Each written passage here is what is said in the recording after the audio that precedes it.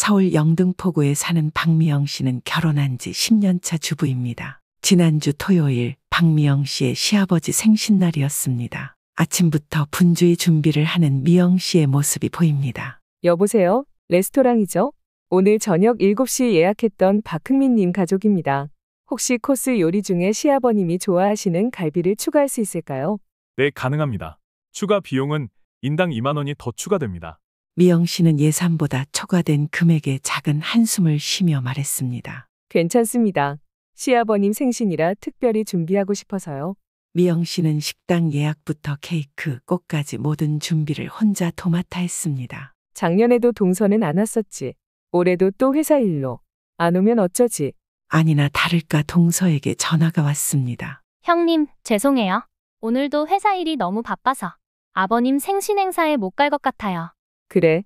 어쩔 수 없지. 알았어. 대신 아버님, 어머님 서운해하지 않으시게 저녁에는 꼭 통화라도 해드려. 네, 고마워요, 형님. 사실 시아버지 생신 이전에도 미영 씨와 동서는 여러 차례 갈등이 있었습니다. 특히 명절 때마다 반복되는 갈등이 있었죠. 미영 씨는 혼자 부엌에서 분주하게 일했습니다. 올해도 동서는 오지 않는다고 하네요. 회사 일로 바쁘다고 해요.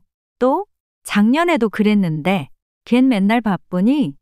혼자 회사 일 다 하는 건지? 형님, 미안해요. 이번에 남편이랑 상의해서 친정에 가기로 했거든요. 차례상 비용은 보낼게요. 시부모님이 서운해할지도 모르니 회사 일로 못 간다고 해주세요. 부탁해요. 미영 씨는 한숨을 쉬며 말했습니다. 친정에만 간다. 는 말에 시부모님이 속상해 할까봐 하얀 거짓말까지 시부모님께 했습니다. 돈이 문제가 아닌데. 그러던 어느 날 SNS에서 본 동서의 모습에 미영은 충격을 받았습니다. 차례 지내는 시간에 제주도 호텔에서 친구들과 브런치를 즐기고 있는 모습이 미경 씨 친구 SNS 사진에 같이 찍혀 있었습니다. 동서가 거짓말을 했단 말이야? 믿을 수 없어. 사정이 있었겠지? 미경 씨는 동서에게 따져 물어보려다가 일이 커지는 게 하고 싶지 않아 모른 척했습니다. 더 큰 문제는 제사 때였습니다. 형님, 이번에는 꼭 갈게요. 증조 할머님 제사라 빠질 수 없죠. 그래, 알았어. 꼭 와야 해. 하지만 제사 당일 어김없이 동서에게 전화가 왔습니다. 형님, 급한 일이 생겼어요. 회사에서 갑자기 지방 내려가 봐야 해서요. 미영 씨는 이번엔 정말 참을 수 없었습니다. 미영 씨가 약간 화를 내며 말했습니다. 동서, 이제 그만 핑계 대세요. SNS에 올린 여행 사진 다 봤어요. 형님, 제 SNS를 왜 보세요? 시댁 행사는 매번 빠지면서 SNS에 호화로운 일상을 자랑하시니까요. 그건 제 사생활이에요. 왜 염탐하세요? 이 일을 계기로 두 사람의 관계는 더욱 악화되었습니다. 서로 어색하게 대하는 모습을 본 시어머니가 미영 씨 편을 들어주었습니다. 작은 며느리 너무하는구나. 큰 며느리 혼자 고생시키고. 너도 좀 도와야지. 어찌 매번 그러니? 어머님, 전 일하는 며느리라서 시간이 없잖아요. 그리고 큰형님은 전업주부니까 아무래도 시간 여유가 있죠.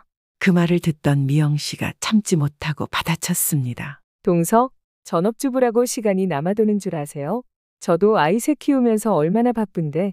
시아버지 생신을 앞두고 가족 모임이 있던 날이었습니다. 이번 아버님 생신은 호텔 뷔페로 하는 게 어떨까요? 제가 예약할게요. 동서, 아버님은 뷔페 음식 안 좋아하시잖아요. 아버님 팔순잔치니 아버님 좋아하시는 식당에서 정성스럽게 준비하는 게 좋을 것 같아요. 동서가 비아냥거리는 말투로 말했습니다. 형님은 맨날 구식이에요. 이제는 편하게 해야죠. 한 번쯤은 호화롭게 호텔에서 식사하는 것도 좋잖아요. 미영 씨 아버님 생신날 저녁 가족들이 모였습니다. 오늘 이렇게 좋은 자리 마련해줘서 고맙다. 아니에요, 아버님. 당연한 거죠. 식사가 끝나갈 무렵 선물을 주고받는 시간이 되었습니다. 아버님, 죄송해요. 제가 준비를 못해서 대신 작은 성의 준비했습니다. 그래, 알았다. 고맙다, 작은 며느리야. 동서는 아버님께 두툼한 봉투를 전달되었습니다. 아버님, 생신 축하드려요. 역시 선물은 돈이 최고죠? 큰형수님은 편지만 준비하셨다고 들었는데. 약간 정적과 함께 긴장된 공기가 흘렀습니다. 미영 씨가 당황한 목소리로 말했습니다. 저는 생신 준비하느라 경비가 생각보다 많이 들었어요. 용돈은 준비를 못했어요. 대신 편지를 준비했습니다. 그 말을 듣던 시어머니 표정이 굳어지며 말했습니다. 작은 며느리야. 돈이면 다인 줄 아나? 너희 아버님은 돈이 많아서 그런 걸로 때우는 것보다 이렇게 마음을 담은 편지를 더 좋아하시는 분이야. 그리고 내가 모를 줄 알았지만 내가 매번 가족 행사 때마다 회사 핑계로 빠지는 거 다 알고 있었어. 순간 식당 안의 공기가 얼어붙었습니다. 시아버지는 인자하게 웃으시며 말했습니다. 여보 괜찮아요. 그래. 우리 큰며느리가 이렇게 잘 준비해줬는데 뭘 더 바라겠나. 그리고는 시아버지는 천천히 안주머니에서 봉투를 꺼내셨습니다. 미영아, 네, 아버님. 이거 오늘 행사 준비하느라 고생 많았지. 내가 쓰렴. 미영 씨가 놀란 목소리로 말했습니다. 아버님, 이러실 필요가 없어요. 이런 거 바라고 한 일이 아니에요. 받을 수 없어요. 미영아, 어른이 주시면 받아야지. 생일상 준비하느라 고생했다. 용돈 받을 자격 있어. 미영 씨는 집에 돌아와서야 봉투를 열어보았습니다. 어머, 이게 도대체 얼마야? 500만 원이라니? 미영 씨는 시집 온 첫날을 떠올렸습니다. 시아버지는 인상이 좋고 가족 모두에게 자상한 아버지였습니다. 우리 며느리 앞으로 잘 부탁한다. 아버님, 늘 이렇게 마음씨가 따뜻한 분이시네.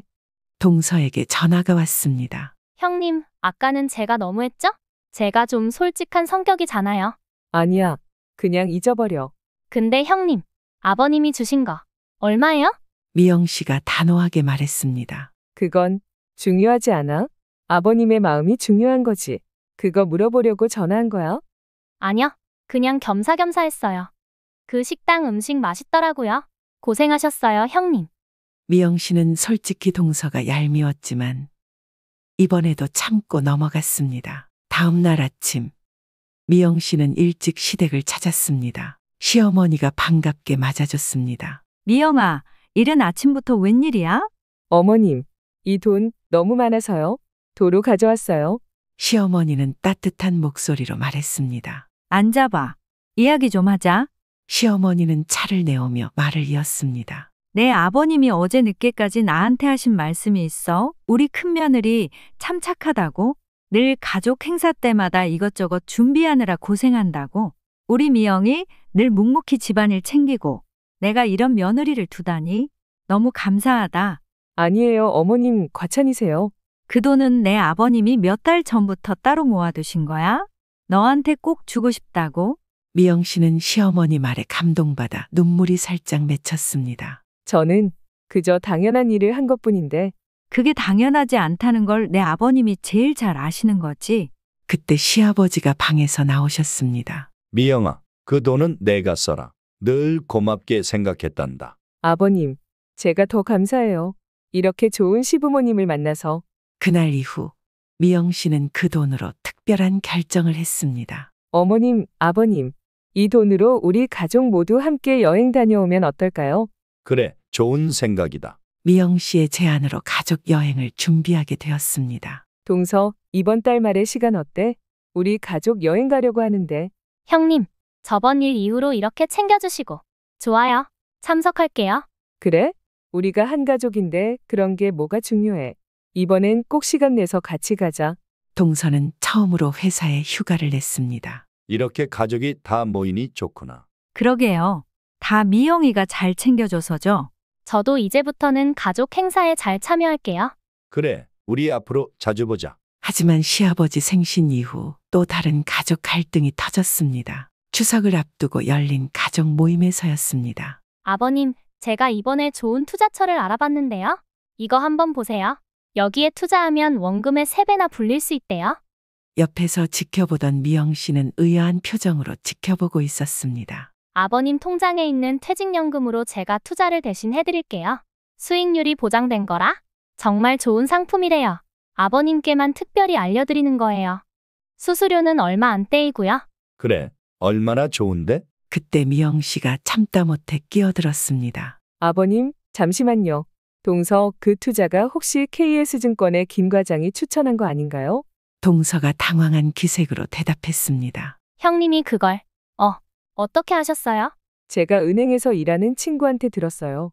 아직 뉴스에는 나오지 않아서 모르는 사람이 많지만 그 투자 상품 때문에 피해자가 속출하고 있대요. 그건 모르는 얘긴데요. 게다가 투자 권유하고 수수료 받는 것도 불법이에요. 신고하면 처벌받을 수 있는데 이런 건 확실히 알아보고 가족에게 알려줘야죠. 본인도 잘 모르면서 아버님께 권유했다가 원금까지 다 잃으면 어떻게 아버님 얼굴을 볼 거예요? 이런 못된 며느리가 다 있나? 아버님 돈으로 사기를 치려고. 수수료는 얼마 안 뗀다고?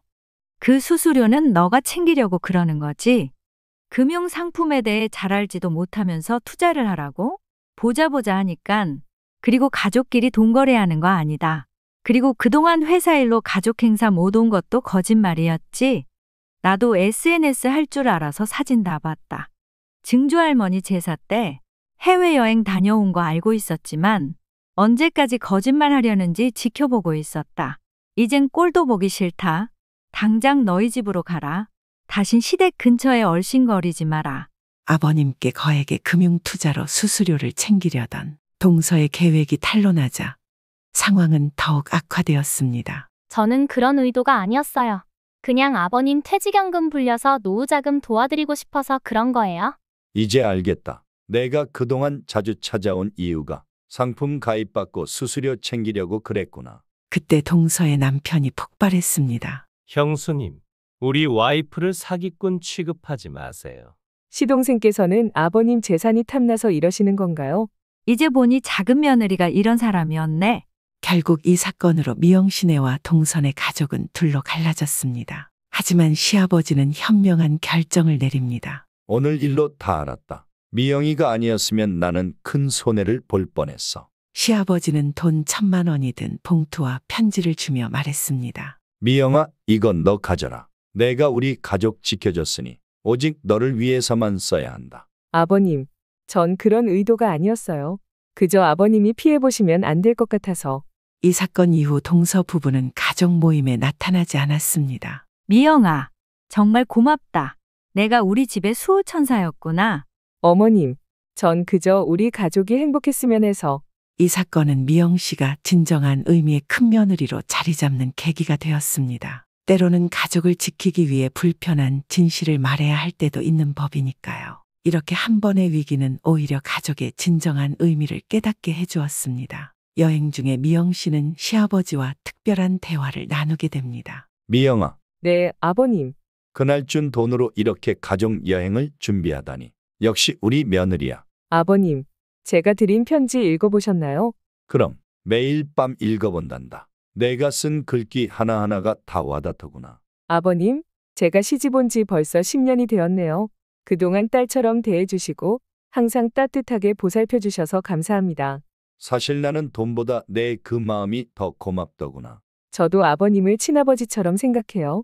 이 여행은 가족 모두에게 특별한 의미가 되었습니다. 형님, 저도 이제 알겠어요. 돈이 전부가 아니라는 거. 잘못했습니다. 그래, 지난 날은 모두 잊고 우리 이제부터 서로 더 잘 챙기자.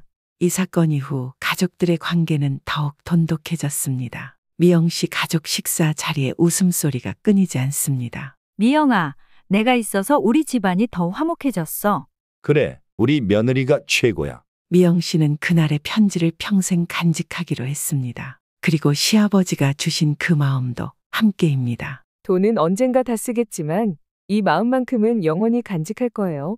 때로는 작은 진심이 담긴 편지 한 장이 큰 금액보다 더 값진 법입니다. 돈은 다시 벌 수 있어도 마음은 다시 살 수 없는 법입니다. 미영 씨의 이야기는 우리에게 진정한 효도와 가족의 의미가 무엇인지 다시 한번 생각하게 해줍니다. 이것으로 오늘의 이야기를 마칩니다. 여러분의 가정에도 이런 따뜻한 마음이 가득하시길 바랍니다. 이와 관련하여 여러분의 자유로운 생각들을 댓글로 남겨주세요. 다음에 더 흥미로운 이야기로 찾아뵙겠습니다. 모든 구독자분들의 행복한 여생을 응원합니다. 시청해주셔서 감사합니다.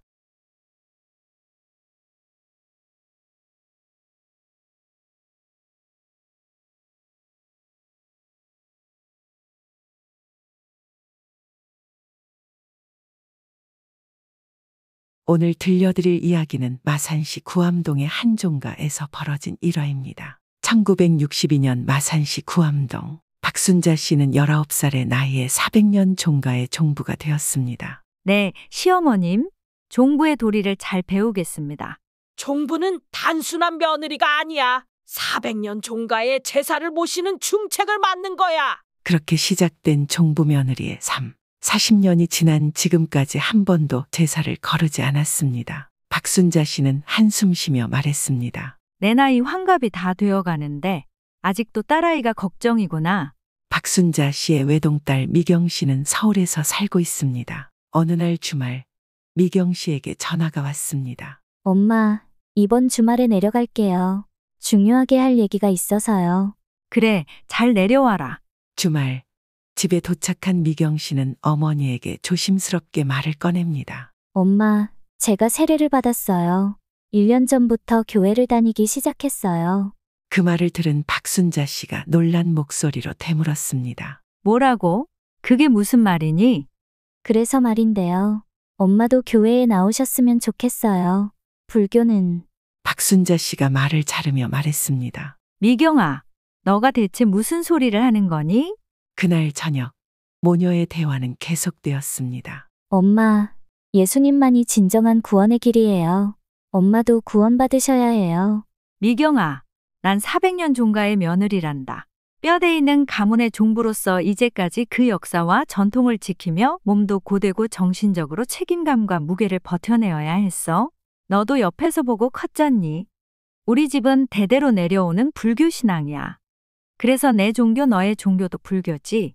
그건 그냥 인간이 만든 전통이에요. 진정한 구원은 오직 하나님과 예수님만이 하는 일이에요. 박순자 씨는 자리에서 일어나며 말했습니다. 그만하자.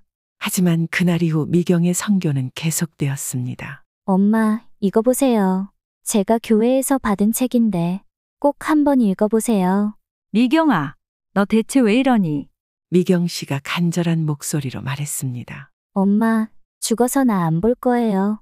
난 천국 갈 건데 하나님 예수님 안 믿으면 천국 못 가는 거예요.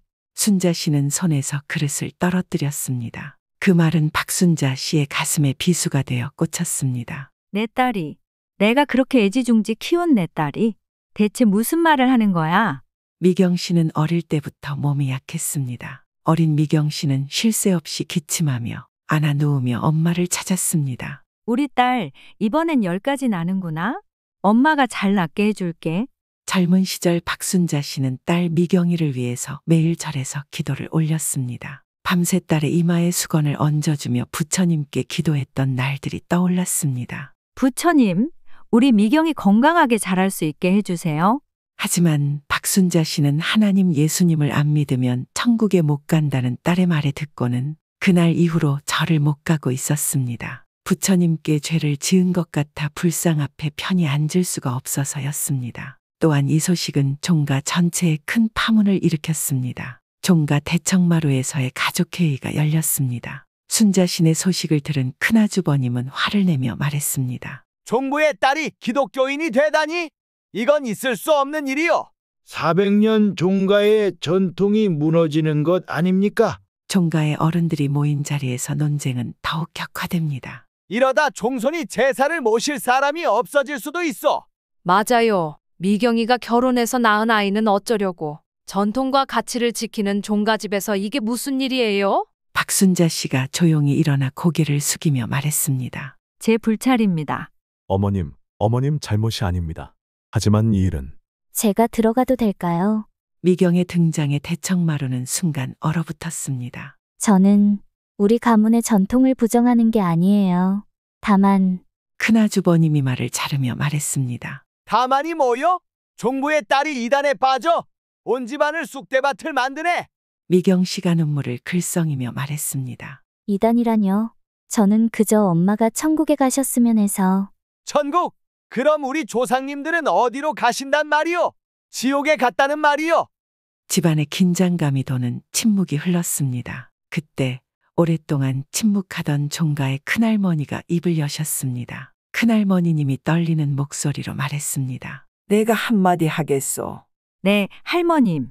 나는 94년을 살았는데 세상이 많이 변했더구나. 하지만 상대에게 자신이 믿는 종교 또는 자신의 집안이 믿는 종교를 강요하는 일은 없어져야 한다. 사람의 마음까지 변하면 안 되는 법이야. 미경아. 네, 할머님.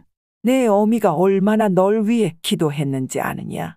절에 가서 108배를 하고 새벽부터 저녁까지 불공을 드리고 갓난아기 때 그해 겨울 내가 폐렴으로 죽을 뻔했을 때 의사 선생님이 상태가 많이 안 좋다며 오늘 밤이 고비가 될 것 같다고 했었다. 제발 우리 미경이를 살려주세요.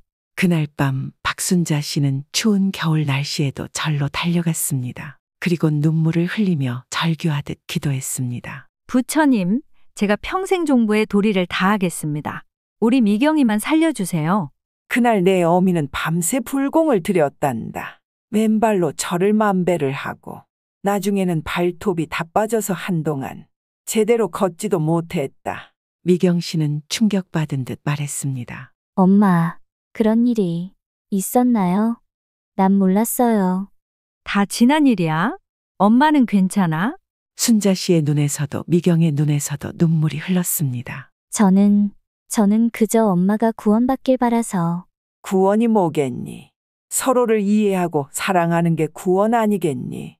그때 스님 한 분이 종가를 찾아오셨습니다. 박종부님 계십니까? 원각 스님, 오늘 절에서 큰 불사가 있어 종부님을 찾아뵈러 왔습니다. 원각 스님이 미경 씨를 보며 미소 지으며 말했습니다. 미경이구나. 많이 컸네. 스님은 미경을 보며 잠시 생각에 잠기셨습니다. 부처님께서는 말씀하셨지. 모든 길은 각자의 인연 따라 다르다고. 내가 미경이를 처음 본 건 그날 밤이었지. 미경이가 폐렴으로 위독했던 그날 밤. 한밤중에 종부님이 눈길을 헤치고 절로 오시더군요. 아기 엄마의 절실한 기도를 부처님께서 어찌 외면하셨겠습니까? 미경 씨가 흐느끼며 말했습니다. 스님, 저는 그저.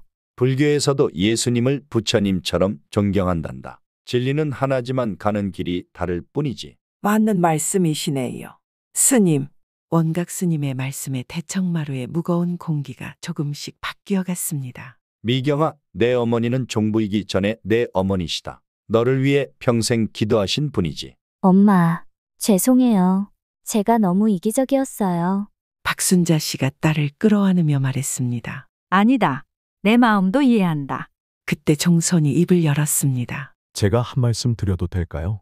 우리 종가의 전통도 중요하지만 서로를 이해하고 존중하는 것이 더 중요하지 않을까요? 종손 말씀이 맞소. 미경은 천천히 어머니 앞에 무릎을 꿇었습니다. 엄마, 제가 잘못했어요. 미경아, 엄마가 불공 들이실 때 저는 교회에서 기도할게요. 각자의 방식으로 서로를 위해 기도하는 거예요. 그로부터 종가에는 특별한 변화가 일어났습니다. 부처님, 오늘도 우리 가족 모두를 지켜주세요. 같은 시간 서울의 한 교회에서 미경 씨가 기도합니다. 하나님, 우리 어머니와 종가 가족들을 지켜주세요. 오랜만에 미경 씨에게 전화가 왔습니다. 여보세요, 엄마. 미경아, 이번 주말에 집에 오려나? 네, 엄마. 제사 준비 도와드리러 갈게요. 미경의 말에 박순자 씨는 잠시 놀랐습니다. 내가 제사 준비를 도와준다고? 이게 무슨 일이니? 엄마, 전 이제 이해해요. 제사는 조상님을 추모하고 가족이 하나 되는 시간이잖아요. 하지만 종가에 예상치 못한 일이 생겼습니다. 갑작스러운 뇌출혈로 쓰러진 박순자 씨. 중환자실에서 힘든 시간이 이어졌습니다. 현재 상태가 매우 위중합니다. 가족들이 마음의 준비를 하셔야 합니다. 안 돼요. 엄마가 돌아가시면 저는 못 살아요. 그날 밤 미경은 병원 옆 교회에서 기도를 드렸습니다. 하나님, 제발 우리 엄마를 살려주세요. 그리고 절에도 가서 기도드렸습니다. 부처님, 저는 기독교인이지만 너무 간절해서 찾아왔습니다. 제발 우리 엄마를 지켜주세요. 스님, 제가 이래도 될까요? 교회 다니는 사람이 부처님께도 기도드려도 되는 걸까요? 불교는 종교의 형식보다도 진정 중생을 위하고 그의 편이 되어 미혹을 깨우쳐주며 밝은 길로 인도하고 힘으로 도와주는 것입니다. 또한 진심은 어디에나 통하는 법입니다. 기독교인도 천도가 됩니다. 진정으로 가족을 위해 기도하고 천도하여 주시기 바랍니다. 미경의 간절한 기도 덕분인지 기적처럼 박순자 씨는 의식을 되찾았습니다. 미경아, 내가 절에 갔다고? 엄마, 어떻게 아셨어요? 원각 스님께 들었어. 내가 부처님 앞에서 울면서 나를 위해 기도했다고. 고맙다. 이 일을 계기로 종가에는 더욱 특별한 변화가 생겼습니다. 엄마, 이제부터 매달 한 번씩 절에도 같이 가요. 제가 불공도 같이 드릴게요. 종가의 제사날이면 이제 특별한 광경이 펼쳐집니다. 엄마, 이제 제가 종부일도 배워야겠어요. 내가? 정말이니? 네. 우리 종가의 전통도 지키면서 제 신앙도 지킬 수 있다는 걸 알았어요. 그렇게 시간이 흘러 어느덧 추석이 다가왔습니다. 엄마, 이번 추석에는 특별한 계획이 있어요. 무슨 계획인데? 제사 지내고 나서 저희 교회 목사님이랑 원각 스님을 모시고 감사기도회를 하려고요. 뭐라고? 미경의 제안은 종가에 작은 파문을 일으켰습니다. 종가에서 기도회라니 이게 말이 되는 소리인가? 하지만 요즘 세상이 많이 바뀌었지 않습니까? 이날 이후 종가는 더욱 특별한 공간이 되었습니다. 불교의 전통을 지키면서도 기독교의 사랑을 실천하는 새로운 형태의 가족 문화가 만들어진 것입니다. 주말, 종가에 모인 가족들이 분주합니다. 미경이 많이 달라졌구나. 할머니, 제가 이제야 진짜 깨달았어요. 사랑하는 방식이 다를 뿐 우리 모두 같은 마음이라는 걸요. 원각 스님이 종가를 방문하시며 더욱 좋은 날이 되었습니다. 원각 스님, 우리 딸이 많이 성장했습니다.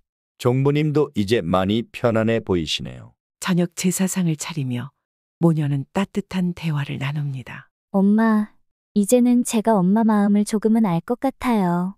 나도 내 마음을 이해한다. 미경아.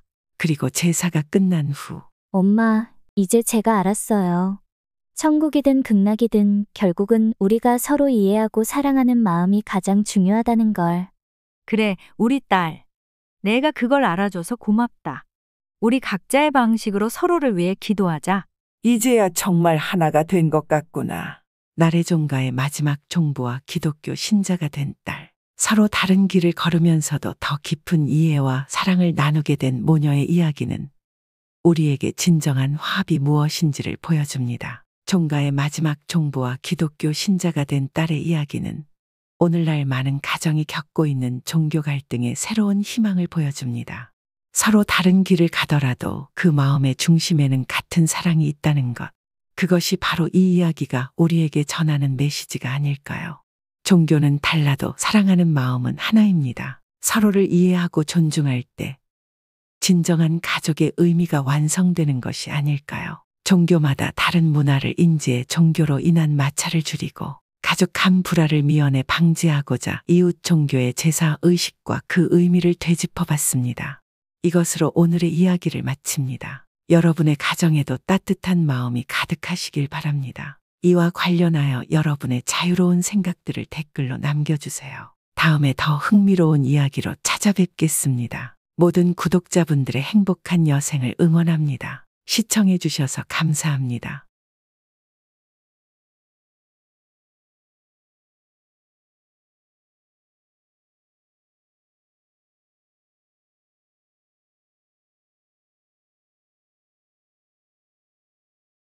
오늘 들려드릴 이야기는 서울 강남의 한 아파트에서 벌어지는 부자간의 이야기입니다. 전직 대기업 임원이었던 안태준 씨 61세는 요즘 밤마다 잠들지 못합니다. 늦은 시간에 초인종이 울립니다.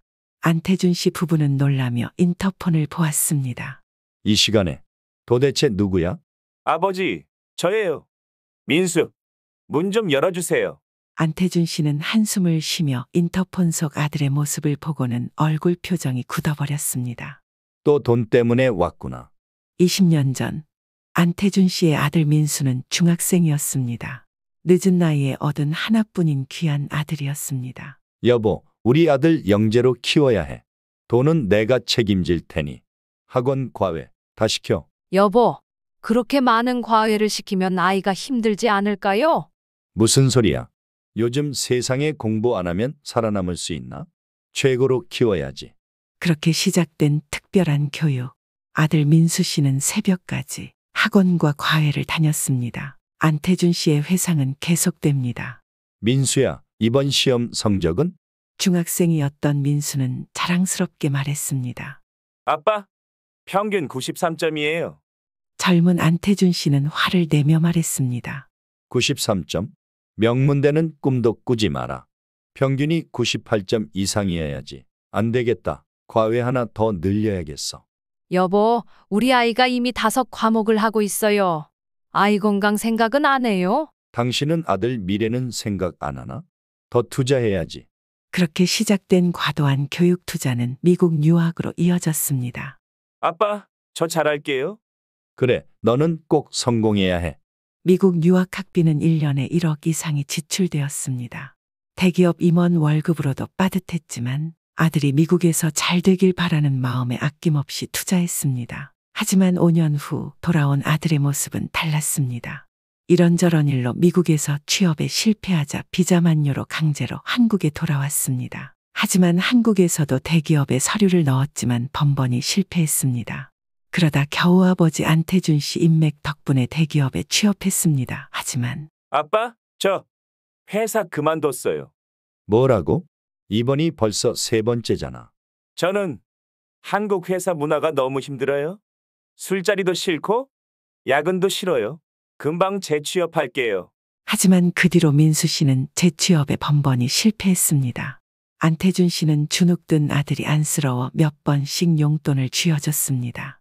하지만 그건 잘못된 판단이었습니다. 이제 아들은 매달 찾아와 돈을 요구합니다. 아빠, 이번 달만 제발 용돈 주세요. 요새 취업 어려운 거 아시잖아요. 이번에 취업만 하면 안 그만두고 회사에 뼈를 묻을게요. 정말이에요. 안태준 씨는 아들의 변명을 들으며 한숨을 쉬며 말했습니다. 내 엄마가 마트에서 일하는 거 알고는 있니? 너한테 나가는 돈 때문에 생활비 번다고 아침마다 출근하고 있어. 그게 무슨 상관이에요? 아빠가 날 이렇게 만든 거잖아요. 뭐라고? 민수 씨의 생활은 날이 갈수록 더 방탕해져 갔습니다. 늦은 저녁 시간 고급바에 소음이 가득합니다. 민수 씨는 친구들과 술자리 중이었습니다. 야, 얘들아, 오늘은 내가 쏜다. 아버지한테 또 용돈 받아왔거든. 야, 너 아버지 임원 퇴직하셨다며? 아직까지 아버지 용돈 받는 건 너무하지 않냐? 괜찮아. 우리 아버지 퇴직금이 얼마나 많은데 더 받아낼 수 있어?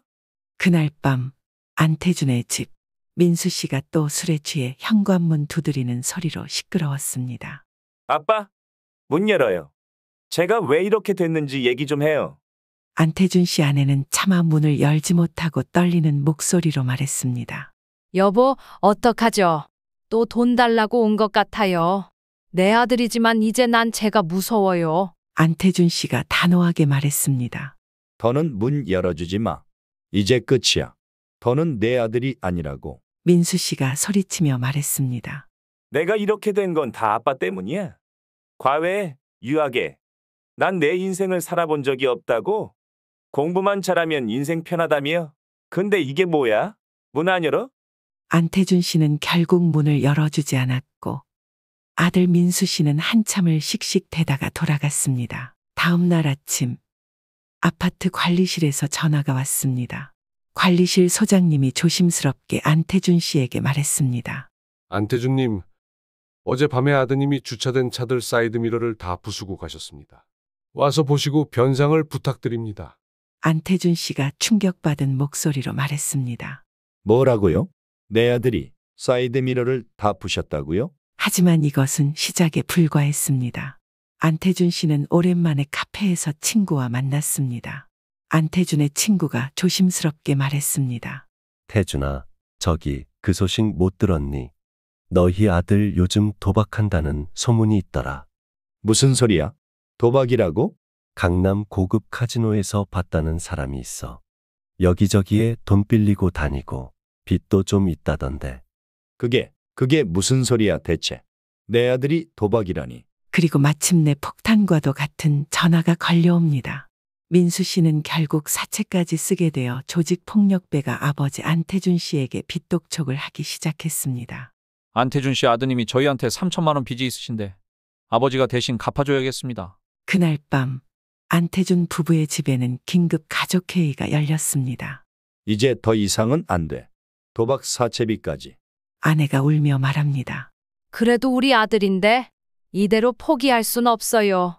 당신 지금 마트에서 일당 7만 원 받으면서 일하는 거 알아? 우리 생활이 얼마나 망가졌는지 알고 있잖아. 더 이상 자식을 망칠 수 없어. 또다시 초인종 소리가 울립니다. 아빠, 제발 문 좀 열어요. 이번엔 진짜 죽을 것 같아요. 하지만 이번에는 달랐습니다. 안태준 씨가 단호하게 말합니다. 당신 빨리 경찰에 신고해. 여보, 그게 무슨 말이에요? 경찰에 우리 아들을 신고하라고요? 안태준 씨는 침착하게 말했습니다. 이게 우리 아들을 살리는 길이야. 당장 112에 신고해. 안태준 씨 아파트에 경찰차 사이렌 소리가 울려 퍼집니다. 민수 씨, 업무방해와 기물파손으로 신고가 들어왔습니다. 뭐라고요? 아빠가 날 신고했다고요? 그렇게 민수는 경찰서에 하룻밤을 보내게 됩니다. 다음 날 아침 안태준 씨는 철장에 갇힌 민수 씨를 마주합니다. 아빠, 왜 이러셨어요? 빨리 꺼내주세요. 내가 이렇게 된 건 내 잘못이 크다. 그동안 너한테 공부만 잘한다고 했지만 인성교육이 부족해서 이런 게 된 거야. 네. 아버지 용서해 주세요. 여기 너무 추워요. 저 추위에 약한 거 아시잖아요? 집에 가고 싶어요. 하지만 이제는 내가 스스로 일어서야 할 때야. 더 이상의 도움은 없을 거다. 내 죄값은 내 스스로 치러야 한다. 아버지, 이번만 도와주시면 취업도 바로 할게요. 다신 도박도 안 할게요. 도와주세요. 안태준 씨는 더 이상 대답하지 않고 경찰서를 빠져나왔습니다. 그리고 일주일 후 도박 조직 보스에게 다시 연락이 왔습니다. 안태준 씨, 아드님 빚은 어떻게? 돈 언제 주실 거예요? 안태준 씨가 단호하게 말합니다. 제 아들은 이제 제가 모릅니다. 경찰에 신고하시든 고소하시든 마음대로 하세요. 네? 그게 무슨? 난 경찰에 신고합니다. 아버지의 단호한 결정 이후 민수의 인생은 급격한 변화를 맞이합니다. 민수 씨는 실형 3개월을 선고받았습니다. 구치소에 있는 동안 안태준 씨 부부는 면회도 가지 않았습니다. 구치소의 철문이 닫히는 소리가 들립니다. 민수 씨는 혼잣말로 얼이 빠진 채 말합니다. 이제 와서 생각해보니 내가 미쳤었나? 부모, 집 다 두고 내가 왜 여기에 있게 된 걸까? 3개월간의 구치소 생활은 민수 씨에게 큰 충격이었습니다. 그로 인해 민수 씨는 그동안 편하게 지냈던 날들을 소중하게 생각하고 지난 날을 반성하며 정신 차리게 되었습니다. 출소날 민수 씨는 제일 먼저 어머니가 일하는 마트를 찾아갔습니다. 마트에서 일하는 어머니를 몰래 지켜보며 눈물을 흘렸습니다. 우리 엄마가 이렇게 고생하시는데 내가 그동안 불효를 저질렀구나? 민수 씨가 회상합니다. 어린 민수가 엄마에게 말했습니다. 엄마, 나 아이패드 새로 나온 거 사줘. 민수야, 너 아이패드 있잖아. 물건을 오래 써야지. 고장난 것도 아닌데 매번 새로운 거 사달라 하면 안 돼. 이번엔 좀 참으렴. 어린 민수는 악을 쓰며 말했습니다. 아빠한테 말할 거야. 엄마는 맨날 안 된다고만 해. 아빠한테 사달라고 하면 사줘. 민수 씨는 지난날 철없는 자신이 하염없이 부끄러웠습니다. 그러던 어느 날 민수 씨는 또 한 번 충격적인 광경을 목격합니다. 친구 병문 안으로 방문한 병원에게 우연히 아버지를 보게 되었습니다. 안태준님, 과로로 인한 심근경색이에요. 더 이상 무리하시면 안 됩니다. 그리고 자녀분은 이번에도 같이 안 오셨나요? 다음번에는 꼭 보호자랑 같이 오셔야 해요. 예, 알겠습니다. 간호사가 신신당부하며 하는 말을 듣는 안태준 씨의 축 늘어진 어깨와 씁쓸한 표정을 본 민수 씨는 병실 밖에서 터져나오는 눈물과 탄식을 손으로 입을 틀어막았습니다. 우리 아버지가 나 때문에 병이 나셨구나. 난 그것도 모르고 아버지 어머니께 큰 불효를 저지르고 있었구나. 그날 밤 민수는 처음으로 진심 어린 편지를 썼습니다. 아버지, 어머니, 정말 죄송합니다. 이제야 제가 얼마나 큰 잘못을 했는지 깨달았습니다. 저를 용서하지 마세요. 6개월 후 한 택배회사 물류센터. 새벽부터 택배 상하차 소리로 요란했습니다. 민수 씨, 오늘도 일찍 왔네? 형님도 일찍 나오셨네요. 네. 첫 차 물량 받아서 일찍 배달 나가려고요. 민수는 이제 매일 새벽 4시에 일어나 누구보다 빠르게 택배 일을 시작합니다. 민수 씨는 택배차 시동을 걸며 혼잣말로 말합니다. 이제야 돈 버는 게 얼마나 힘든지 알겠어. 다시는 예전처럼 살지 않겠어? 그리고 강남의 한 아파트. 아침 새소리로 가득합니다. 안태준 씨는 신문을 읽으며 말합니다. 여보, 이제 마트 일도 그만뒀으니 오늘은 등산 가실래요? 그래요. 이제야 마음이 좀 편해졌어요. 그러게. 민수가 택배 일한다고 연락 온 뒤로는 나도 잠도 잘 오네요. 초인종 소리가 울립니다. 문을 열자 택배기사가 된 민수 씨가 서 있었습니다. 택배 왔습니다. 민수야. 민수 씨가 고개 숙이며 말합니다. 아버님, 어머님, 택배 갖다 드렸습니다. 이제 제 월급으로 도박 빚도 다 갚고 저축도 하고 있어요. 더 이상 걱정 끼쳐드리지 않을게요. 그래. 내 힘으로 사는 게 바로 효도다. 이제 안태준 부부의 일상은 달라졌습니다. 부부 동반 골프장에서 웃음소리가 끊이질 않습니다. 안태준 씨의 친구가 말합니다. 자네 요즘 표정이 좋아 보이네. 그래. 자식 신경 끄고 사니까 이제야 진짜 은퇴 생활을 즐기는 것 같아. 그렇게 또 6개월 후 민수의 자취방. 민수 씨는 통장 잔고 보며 희망찬 목소리로 말합니다. 이제 제 힘으로 살아갈 수 있어요. 부모님께 더 이상 짐이 되지 않을 거예요. 강남의 어느 아파트 단지. 오늘도 민수 씨는 새벽부터 택배를 배달하며 자신의 새로운 인생을 만들어가고 있습니다. 때로는 과도한 부모의 사랑이 자녀의 미래를 어둡게 만들 수 있습니다. 안태준 씨 부부의 이야기는 우리에게 많은 생각할 거리를 던져주고 있습니다. 부모님들은 자녀를 위해 모든 것을 바치고 싶어 하시지만 과연 그것이 최선일까요? 여러분이 안태준 씨였다면 어떤 선택을 하셨을까요? 또한 여러분의 가정은 어떠신가요? 지금 이 순간 자녀와의 관계를 돌아보는 것은 어떨까요? 때로는 자녀를 놓아주는 것이 진정한 사랑이 될 수 있습니다. 자녀의 독립성을 키워주고 스스로의 힘으로 살아갈 수 있도록 하는 것. 그것이 진정한 부모의 역할이 아닐까요? 이와 관련하여 여러분의 소중한 경험과 생각들을 댓글로 남겨주세요. 특히 자녀 교육과 관련해서 고민이 많으신 부모님들의 이야기를 기다리겠습니다. 이상으로 오늘의 영상을 마치겠습니다. 여러분의 가정에도 건강한 사랑과 이해가 가득하기를 바랍니다. 모든 구독자분들의 행복한 노후를 응원합니다. 다음에는 더욱 흥미진진한 이야기로 찾아뵙겠습니다. 오늘도 시청해 주셔서 감사합니다. 좋아요와 구독하기 눌러주시는 것도 잊지 마세요. 댓글창에서 여러분을 기다리겠습니다.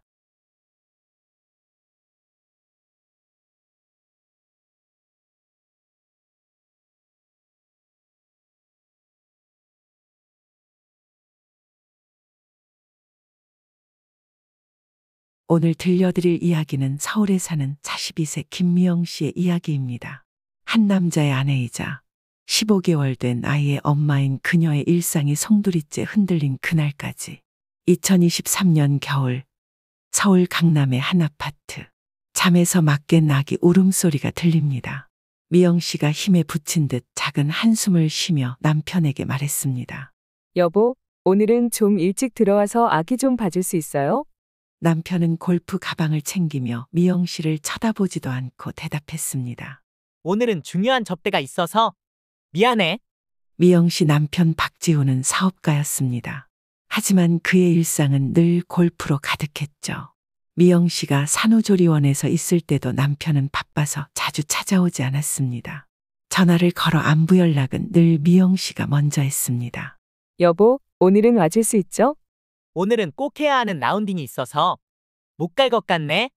미안해. 미영 씨는 산후 우울증에 왈칵 눈물이 나왔지만 참으며 말했습니다. 그래요? 알았어요. 어쩔 수 없죠. 주중에는 연습, 주말에는 라운딩. 남편의 생활은 철저히 골프를 중심으로 돌아갔습니다. 그렇게 시간은 흘러가고 있었습니다. 오랜만에 미영의 친구 은진이가 집에 놀러 왔습니다. 미영아, 너희 남편 너무하는 거 아니야? 애기 낳은 지 얼마나 됐다고? 지방 출장을 맨날 가니? 사업하는 사람이라 어쩔 수 없나 봐. 내가 이해해야지. 미영 씨는 은진이의 말에 무한의 얼굴이 붉어졌습니다. 그리고 그날 미영 씨는 이상한 점을 발견합니다. 여보, 오늘 또 골프 가요? 응, 중요한 거래처랑 약속이 있어서 며칠 걸릴 거야. 그렇게 남편은 급하게 현관문을 나섰습니다. 그때 미영 씨의 눈에 들어온 것은 현관 한켠에 놓인 남편의 골프 가방이었습니다. 미영 씨가 고개를 갸우뚱하며 혼잣말로 말했습니다. 이상하다. 중요한 모임에 골프 가방을 두고 간다고? 바빠서 깜빡했나?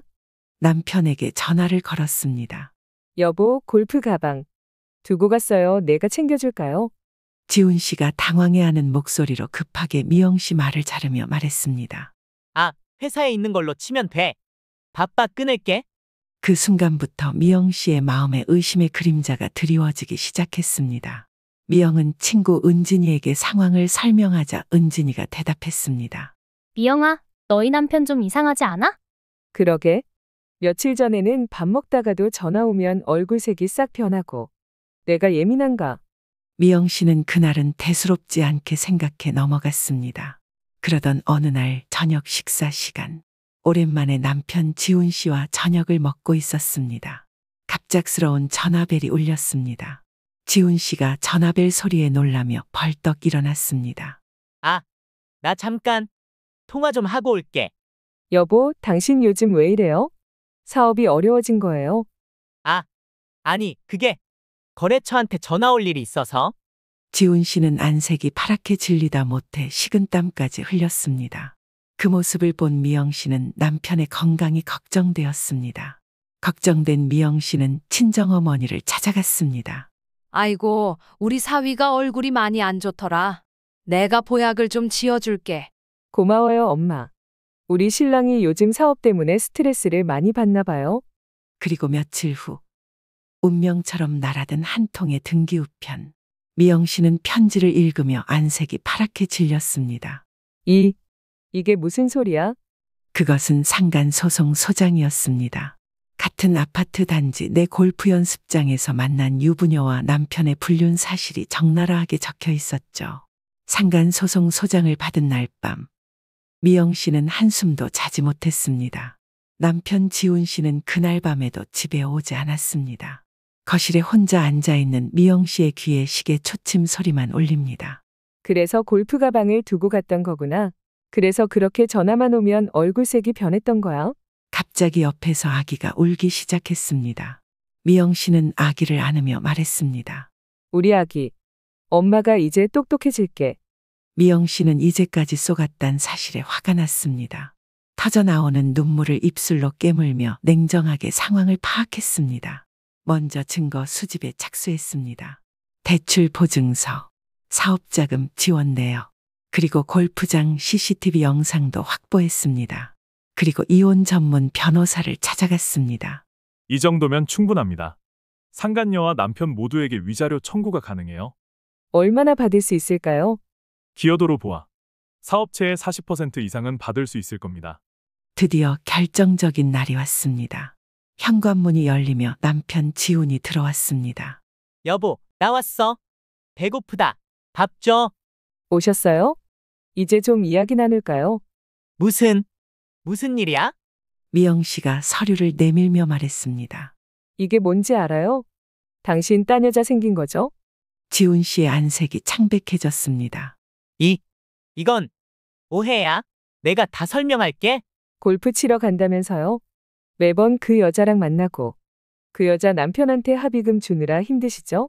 여보, 내 얘기 좀 들어봐봐. 내가 다 설명할 수 있다니깐. 핑계댈 생각 마세요. 설명은 법정에서 하시죠. 아, 참고로 당신 회사 지분 절반 이상 내가 가져갈 거예요. 증거가 너무 많거든요.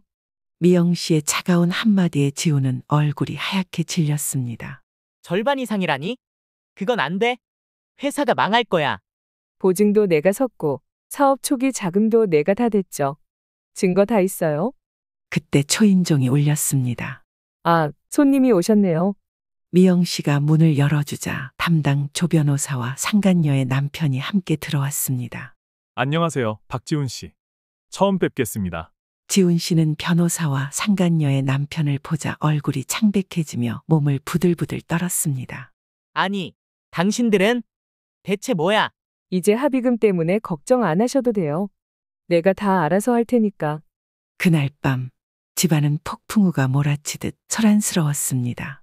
미영 씨, 제발 한 번만 용서해줘. 용서요? 제가 산후조리원에 있을 때도 그 여자랑 골프 치러 다녔잖아요. 그때는 생각 안 났나요? 박재훈 씨, 이혼 소송과 함께 위자료 청구도 들어갈 겁니다. 상간녀 측과도 합의는 없습니다. 상간녀 남편도 한마디 했습니다. 당신, 내 아내를 유혹한 대가를 톡톡히 치르게 될 거요. 결국 치열한 소송으로 지훈의 회사는 큰 타격을 입었고 미영 씨는 회사 지분 60%와 거액의 위자료를 받아냈습니다. 불륜 사실이 밝혀진 후 시댁 가족들의 반응은 더욱 충격적이었습니다. 시어머니는 아들 편을 들며 말했습니다. 요즘 세상에 그런 일이 어디 한두 번이야? 바깥일 하다 보면 남자들 다 그러고 사는 거야. 넌 사회생활 안 해봐서 몰라. 어머님, 그게 무슨 말씀이세요? 시아버지도 옆에서 말했습니다. 네가 살림을 잘했냐? 골프장 여자가 너보다 더 예쁘다며? 미영 씨는 충격받아 숨이 쉬어지지 않았습니다. 더 놀라운 것은 신우이의 반응이었습니다. 오빠가 다 그럴 만한 이유가 있었을 거야. 언니가 너무 무심했던 거 아니야? 제가 무심했다고요? 당신 오빠가 산후조리원에 있는 저를 두고 그 여자랑 바람났다고요? 우리 엄마는 그것도 모르고 당신 오빠한테 한약까지 지어줬어요. 그래도 오빠가 돈은 잘 벌어다 줬잖아. 그리고 며칠 후 더 충격적인 사실이 밝혀졌습니다. 미영은 친구에게 연락이 와서 카페에서 만났습니다. 미영아, 너 그거 알아?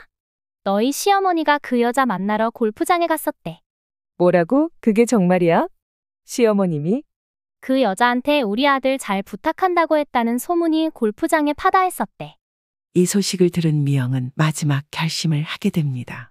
미영 씨는 아기를 생각해서 이혼만큼은 하지 않고 싶었지만 결심하고 변호사 사무실에서 말했습니다.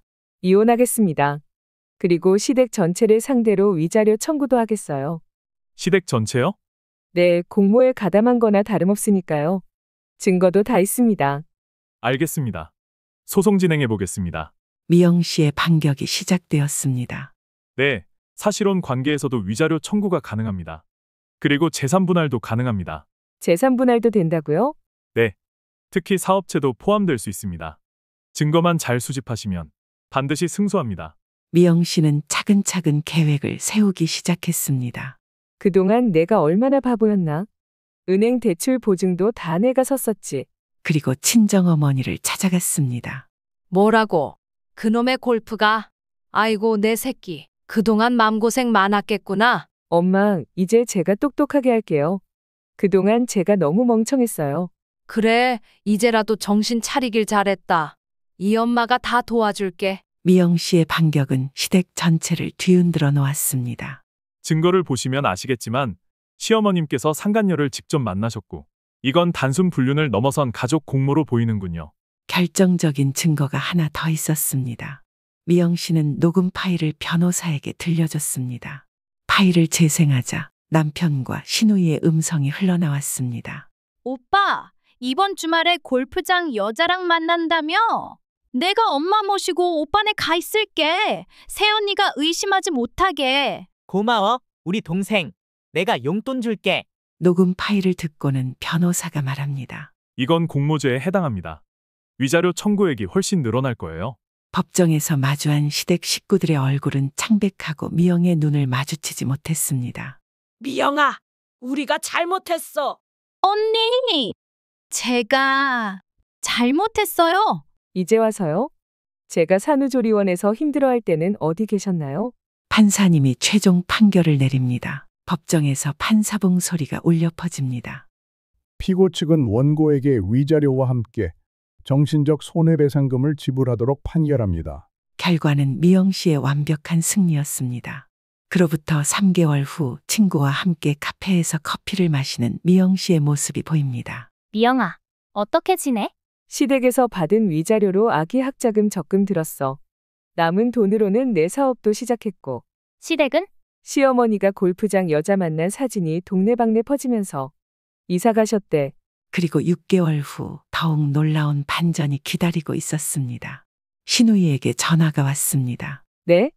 시어머니가 쓰러지셨다고요? 병원에 도착한 미영은 뜻밖의 광경을 목격합니다. 시어머니는 미영을 보자마자 병실에서 울면서 말했습니다. 아이고, 미영아. 잘 왔다. 그 여자가 우리 아들 돈을 다 빼앗아갔어. 어쩌면 좋니? 우리 아들 용서해주면 안 되겠니? 네? 그게 무슨 소리예요? 그 여자가 우리 아들 카드로 명품백을 사고 백화점에서 VVIP가 되어서 돈을 다 갖다 썼지 뭐야. 알고 보니 상간녀는 지훈의 카드로 수천만 원의 쇼핑을 했고 결국 지훈의 사업은 파산 직전이었습니다. 시댁 식구들은 미영 씨에게 모두 고개를 숙여 미안함을 전했습니다. 언니, 우리가 정말 큰 실수를 했네요. 미안해요. 내가 너무 어리석었다. 미영이 며느리가 얼마나 좋은 며느리였는지 이제야 알겠어. 이제 와서 후회해도 소용없어요. 전 이제 새 삶을 살고 있으니까요. 그때 병실 문이 열리며 상간녀가 들어섭니다. 어머님, 제가 왔어요. 괜찮으세요? 시어머니가 소리치며 말했습니다. 이 뱀 같은 여자야. 누가 네 어머니야? 당장 나가. 내 며느리는 우리 미영이뿐이야. 미영 씨가 시댁 식구들을 비웃으며 말했습니다. 이제 알아보시네요. 제가 그렇게 말씀드렸을 때는 못 들은 척 하시더니 하지만 이제 저는 이댁 며느리가 아니에요. 이제 모든 상황은 완전히 역전되었습니다. 1년 후 사무실에서 여기저기에서 공사 소음소리가 들립니다. 사장님, 새로 인수한 골프장 공사가 순조롭게 진행되고 있습니다. 좋아요. 이제 곧 오픈하겠네요. 미영은 받은 위자료로 시작한 사업으로 대성공을 거두었고 아이러니하게도 그녀가 인수한 것은 바로 그 불륜의 현장이었던 골프장이었습니다. 와, 이제 너가 그 골프장 사장님이 됐네? 내 친구 너무 멋지다. 그래, 고마워. 리모델링하고 제일 첫 번째 조치가 뭔지 알아? 뭔데? 전 직원 교체. 특히 여자 골프 강사는 전원 50대 이상으로 채용했어. 그리고 또 한 가지 변화가 있었습니다. 그리고 지난주에 있었던 일은 더 재미있어. 뭔데? 전 남편이 우리 골프장에 강사로 지원했더라고. 내가 골프장 사장인 걸 몰랐나 봐. 물론 바로 탈락시켰지. 이제 미영은 성공한 싱글맘 사업가가 되어 전국 골프장 체인을 운영하고 있습니다. 그리고 그녀의 골프장에는 한 가지 특별한 규칙이 있죠. 우리 골프장의 모토는 건전한 가족 골프장이에요. 분류는 절대 안 됩니다. 미영 씨는 이제 당당한 싱글맘이자 성공한 사업가입니다. 미영 씨가 아기를 번쩍 안아올리며 말했습니다. 우리 아기, 이제 엄마가 더 행복하게 해줄게. 불륜이라는 가족의 위기 앞에서 시댁 가족들의 태도는 우리에게 많은 생각할 거리를 던져줍니다. 과연 여러분이라면 이런 상황에서 어떤 선택을 하셨을까요? 며느리의 입장에서, 시어머니의 입장에서, 혹은 시누이의 입장에서 말입니다. 불륜을 덮으려 했던 시댁의 태도, 그리고 이를 당당히 맞서 싸운 미영 씨의 용기. 이 이야기는 우리에게 가족 간의 올바른 도리가 무엇인지 다시 한번 생각하게 합니다. 때로는 가족이라는 이유로 잘못된 것을 감싸주는 것이 아닌 바른 것을 지키기 위해 맞서는 것이 진정한 가족 사랑이 아닐까요? 이와 관련하여 여러분의 경험담이나 생각들을 댓글로 남겨주세요. 특히 시댁과의 관계로 고민하시는 분들의 이야기를 기다리겠습니다. 여러분의 가정에는 지금 이런 갈등은 없으신가요? 이 기회에 가족 간의 관계를 돌아보는 것은 어떨까요? 이상으로 오늘의 영상을 마치겠습니다. 여러분의 가정에 진실과 신뢰가 가득하시길 바랍니다. 다음에는 더욱 흥미진진한 이야기로 찾아뵙겠습니다. 오늘도 시청해 주셔서 감사합니다. 좋아요와 구독하기 눌러주시는 것도 잊지 마세요. 댓글창에서 여러분의 소중한 이야기를 기다리겠습니다. 감사합니다.